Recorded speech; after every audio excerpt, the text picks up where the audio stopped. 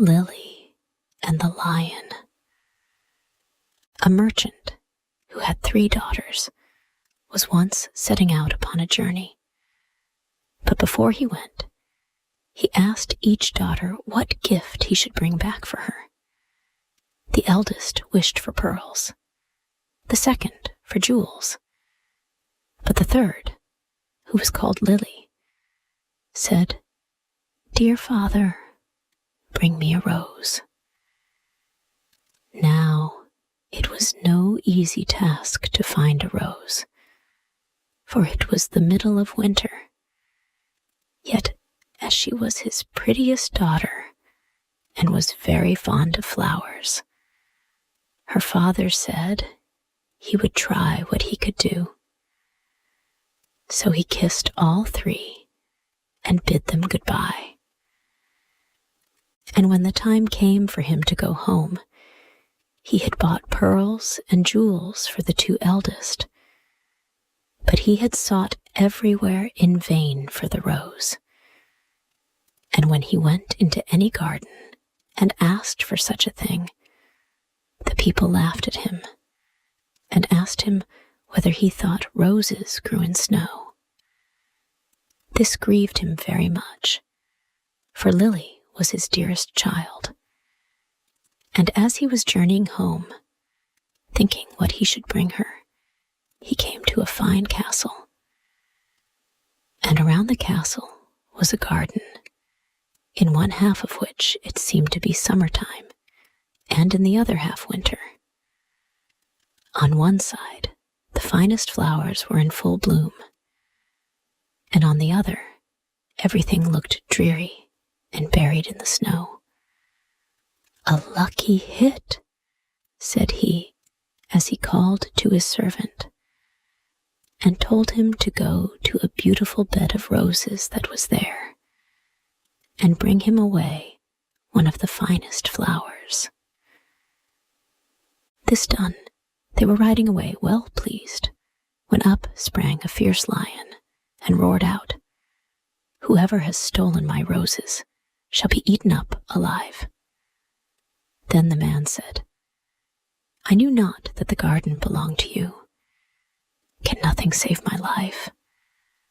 "No," said the lion, "nothing, unless you undertake to give me whatever meets you on your return home.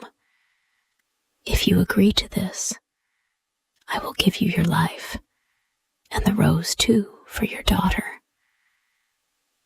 But the man was unwilling to do so, and said, "It may be my youngest daughter, who loves me most, and always runs to meet me when I go home." Then the servant was greatly frightened, and said, "It may perhaps be only a cat or a dog." And at last the man yielded with a heavy heart, and took the rose, and said he would give the lion whatever should meet him first on his return. And as he came near home, it was Lily, his youngest and dearest daughter, that met him. She came running and kissed him and welcomed him home. And when she saw that he had brought her the rose, she was still more glad. But her father began to be very sorrowful and to weep, saying, "Alas, my dearest child, I have bought this flower at a high price, for I have said I would give you to a wild lion, and when he has you, he will tear you in pieces and eat you." Then he told her all that had happened, and said she should not go, let what would happen. But she comforted him and said, "Dear father, the word you have given must be kept. I will go to the lion and soothe him. Perhaps he will let me come safe home again." The next morning, she asked the way she was to go, and took leave of her father, and went forth with a bold heart into the wood. The lion was an enchanted prince. By day, he and all his court were lions, but in the evening they took their right forms again. And when Lily came to the castle, he welcomed her so courteously that she agreed to marry him. The wedding feast was held, and they lived happily together a long time. The prince was only to be seen as soon as evening came, and then he held his court. But every morning he left his bride and went away by himself, she knew not whither, till the night came again. After some time he said to her, "Tomorrow there will be a great feast in your father's house, for your eldest sister is to be married. And if you wish to go and visit her, my lions shall lead you thither." Then she rejoiced much at the thoughts of seeing her father once more, and set out with the lions. And everyone was overjoyed to see her, for they had thought her dead long since. But she told them how happy she was, and stayed till the feast was over, and then went back to the wood. Her second sister was soon after married, and when Lily was asked to go to the wedding, she said to the prince, "I will not go alone this time. You must go with me." But he would not, and said that it would be a very hazardous thing, for if the least ray of the torchlight should fall upon him, his enchantment would become still worse, for he should be changed into a dove, and be forced to wander about the world for 7 long years. However, she gave him no rest, and said she would take care no light should fall upon him. So at last they set out together, and took with them their little child. And she chose a large hall with thick walls for him to sit in, while the wedding torches were lighted. But, unluckily, no one saw that there was a crack in the door. Then the wedding was held with great pomp, but as the train came from the church, and passed with the torches before the hall, a very small ray of light fell upon the prince. In a moment he disappeared, and when his wife came in and looked for him, she found only a white dove, and it said to her, "7 years must I fly up and down over the face of the earth, but every now and then I will let fall a white feather that will show you the way I am going. Follow it, and at last you may overtake and set me free." This said, he flew out at the door, and poor Lily followed. And every now and then a white feather fell, and showed her the way she was to journey. Thus she went roving on through the wide world, and looked neither to the right hand nor to the left, nor took any rest for 7 years. Then she began to be glad, and thought to herself that the time was fast coming when all her troubles should end. Yet repose was still far off, for one day, as she was traveling on, she missed the white feather, and when she lifted up her eyes, she could nowhere see the dove. "Now," thought she to herself, "no aid of man can be of use to me." So she went to the sun and said, "Thou shinest everywhere, on the hill's top and the valley's depth. Hast thou anywhere seen my white dove?" said the sun. I have not seen it, but I will give thee a casket. Open it when thy hour of need comes. So she thanked the sun and went on her way till eventide. And when the moon arose, she cried unto it and said, Thou shinest through the night, over field and grove. Hast thou nowhere seen my white dove? No, said the moon, I cannot help thee, but I will give thee an egg. Break it when need comes. Then she thanked the moon and went on till the night wind blew. And she raised up her voice to it and said, Thou blowest through every tree and under every leaf. Hast thou not seen my white dove? No, said the night wind, but I will ask 3 other winds. Perhaps they have seen it. Then the east wind and the west wind came, and said they too had not seen it. But the south wind said, I have seen the white dove. He has fled to the Red Sea, and is changed once more into a lion, for the 7 years are passed away. And there he is fighting with a dragon, and the dragon is an enchanted princess who seeks to separate him from you. Then the night wind said, I will give thee counsel. Go to the Red Sea. On the right shore stand many rods.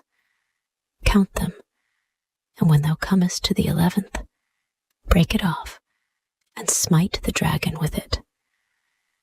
And so the lion will have the victory, and both of them will appear to you in their own forms.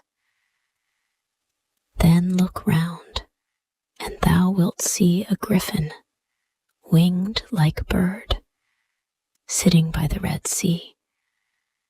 Jump onto his back with thy beloved one as quickly as possible, and he will carry you over the waters to your home. I will also give thee this nut, continued the night wind. When you are halfway over, throw it down, and out of the waters will immediately spring up a high nut tree on which the griffin will be able to rest. Otherwise, he would not have the strength to bear you the whole way. If, therefore, thou dost forget to throw down the nut, he will let you both fall into the sea. So our poor wanderer went forth, and found all as the night wind had said. And she plucked the 11th rod, and smote the dragon, and the lion forthwith became a prince, and the dragon a princess again. But no sooner was the princess released from the spell than she seized the prince by the arm and sprang on to the griffin's back, and went off, carrying the prince away with her. Thus the unhappy traveler was again forsaken and forlorn. But she took heart and said, As far as the wind blows, and so long as the cock crows, I will journey on till I find him once again. She went on for a long, long way, till at length she came to the castle whither the princess had carried the prince, and there was a feast got ready, and she heard that the wedding was about to be held. Heaven aid me now, said she, and she took the casket that the sun had given her, and found that within it lay a dress as dazzling as the sun itself. So she put it on, and went into the palace, and all the people gazed upon her. And the dress pleased the bride so much that she asked whether it was to be sold. Not for gold and silver, said she, but for flesh and blood. princess asked what she meant, and she said, "Let me speak with the bridegroom this night in his chamber, and I will give thee the dress." At last the princess agreed, but she told her chamberlain to give the prince a sleeping draught, that he might not hear or see her. When evening came, and the prince had fallen asleep, she was led into his chamber, and she sat herself down at his feet and said, "I have followed thee 7 years. I have been to the sun, the moon, and the night wind to seek thee, and at last I have helped thee to overcome the dragon. Wilt thou then forget me quite?" But the prince all the time slept so soundly that her voice only passed over him and seemed like the whistling of the wind among the fir trees. Then poor Lily was led away and forced to give up the golden dress, and when she saw that there was no help for her, she went out into a meadow and sat herself down and wept.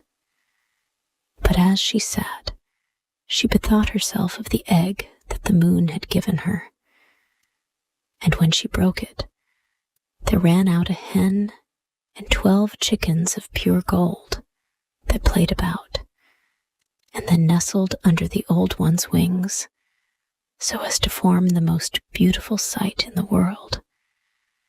And she rose up and drove them before her, till the bride saw them from her window, and was so pleased that she came forth and asked her if she would sell the brood, not for gold or silver, but for flesh and blood.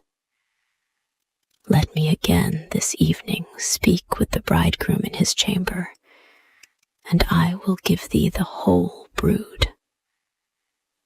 Then the princess thought to betray her as before, and agreed to what she asked. But when the prince went to his chamber, he asked the chamberlain why the wind had whistled so in the night. And the chamberlain told him all, how he had given him a sleeping draught, and how a poor maiden had come and spoken to him in his chamber, and was to come again that night.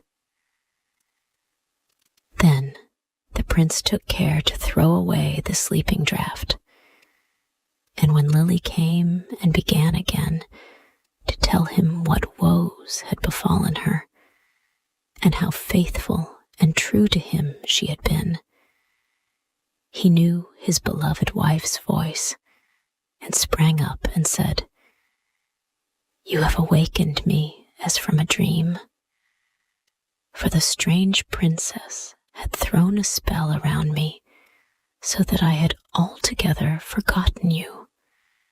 But heaven hath sent you to me in a lucky hour." And they stole away out of the palace by night, unawares, and seated themselves on the griffin, who flew back with them over the Red Sea. When they were halfway across Lily, let the nut fall into the water, and immediately a large nut tree arose from the sea, whereon the griffin rested for a while, and then carried them safely home. There they found their child, now grown up to be comely and fair, and after all their troubles, they lived happily together to the end of their days.